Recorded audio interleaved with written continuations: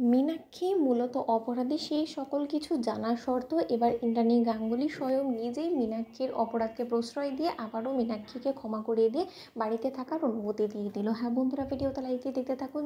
যে মুহূর্তে কিনা সকলে একসঙ্গে ব্রেকফাস্ট করার জন্য জড়ো হয়, ঠিক সেই মুহূর্তে আয়ুষও যখন ইন্দ্রাণী গাঙ্গুলির সঙ্গে বসতে নেয় ব্রেকফাস্ট টেবিলে, ঠিক সেই সময় ইন্দ্রাণী গাঙ্গুলি বলতে থাকে যে দীপালি তুমি বরঞ্চ আমার ব্রেকফাস্ট আমার রুমেই দিয়ে দাও। ঠিক সেই মুহূর্তে আয়ুষ বলতে থাকে যে না মা, আমি বসেছি বলে তুমি এরকম কথা যখন বলছো তাহলে বরঞ্চ আমি এখান থেকে সরে যাচ্ছি। ঠিক সেই মুহূর্তে ইন্দ্রাণী গাঙ্গুলির পায়ের কাছে এসে যখন কিনা মীনাক্ষী কেঁদে কেঁদে ইন্দ্রাণী গাঙ্গুলি পা ধরে বলতে থাকে যে দিদি, আমার সঙ্গে সিদ্ধার্থ কাল যা কিছু করেছে সেটার মধ্যে তুমি কোথাও ছিলে না, তাই তোমাকে জানানোটা আমার প্রয়োজন বলে মনে হচ্ছে। তাই আমি তোমাকে বলছি যে আমি এই বাড়ির বউ হওয়ার সুবাদে আমার কি এই বাড়িতে থাকার কোনো অধিকার নেই? তুমি বলো আমার কাছ থেকে এই অধিকারটা কেড়ে নেওয়ার এত বড় সাহস হয় কী করে সিদ্ধার্থর, বলো তো?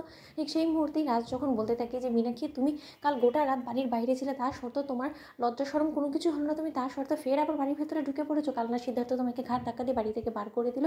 ঠিক সেই মুহূর্তেই ইন্দ্রাণী গাঙ্গুলি যখন বলতে থাকে যে সিদ্ধার্থ তুমি ওকে কেন বের করেছো বলো তো? ঠিক সেই মুহূর্তেই সিদ্ধার্থ আবারও গোটা ঘটনাটা যখন ইন্দ্রাণী গাঙ্গুলির কাছে তুলে ধরে এবং ঈশান যখন বলতে থাকে যে মা, এত কিছু করার পর তুমি ভাইদাকে এরকম শাস্তি দিয়েছো, তাহলে কি এর সুবাদে কাকিমুনির শাস্তি পাওয়াটা কি সাজে না?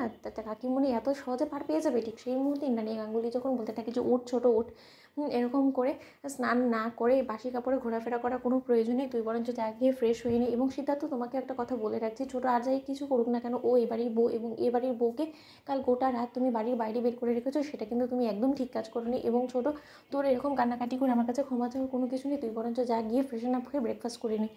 ঠিক সেই মুহূর্তে যখন কিনা মীনাক্ষীকে ক্ষমা করে দেওয়ার জন্য যখন কিনা সিদ্ধার্থ আপত্তি করে বলতে থাকে যে বৌদি, তুমি এত বড় একটা অপরাধ করার সুবাদেও তুমি মীনাক্ষীকে ক্ষমা করে দিয়ে তুমি কিন্তু এতে করে ওর অন্যায়কে আরও বেশি প্রশ্রয় দিয়ে দিলে, কারণ ও দিনে দিনে কিন্তু আরও বেশি ক্রিমিনালে পরিণত হয়ে যাবে। অন্যদিকে মীনাক্ষী বলতে থাকে যে কালকের এই চর এবং আমাকে ঘাড় ধাক্কা দিয়ে বাড়ি থেকে বার করে দেওয়ার পরিণাম কী ভয়াবহ হয় এবার শুধু সিদ্ধার্থ তুমি সেটা দেখো। এই গোটা গাঙ্গুলি পরিবারে এবং আয়ুষ এবং দিদির জীবনে দাউ দাউ করে আগুন জ্বালিয়ে তবেই মানবে এই মীনাক্ষী গাঙ্গুলি, আমিও গাঙ্গুলি বাড়িরই বউ।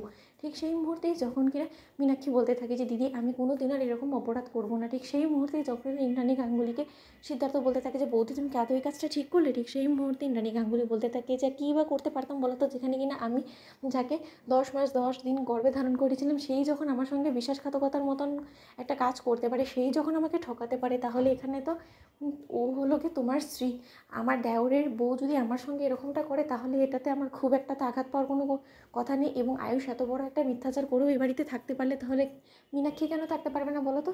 এই বাড়িতে এখন আর আমি কাউকে কোনো কিছু বলবো না, যার যেভাবে ইচ্ছে হয় সে সেভাবেই জীবনযাপন করুক, কারণ এটা এখন যার যার ব্যক্তিগত জীবন। তো বন্ধুরা, লাইক কমেন্ট শেয়ার করো, সাবস্ক্রাইব করতে ভুলো না।